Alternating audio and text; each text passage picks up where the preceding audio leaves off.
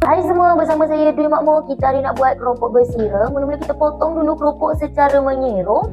Panaskan minyak dan kita goreng sehingga garing. Bila dah garing, kita toskan minyak menggunakan tapis.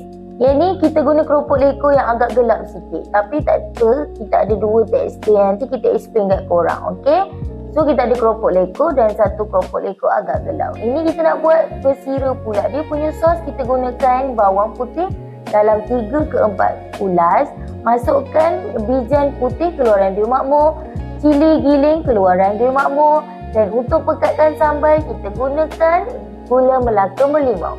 Masukkan dan agak-agak dah pecah minyak, kita boleh masukkan keropok leko yang kita dah goreng tadi. Kacau-kacau bagi sebati, dah pun siap. Taburan terakhir kita bijan putih dan daun parsley. Okey, seterusnya kita goreng keropok keping. Yang ni korang boleh beli kat beg kuning, Dwi Makmur punya, Made in Pahang punya. Nampak kembang. So separuh tu kita dapat banyak ni.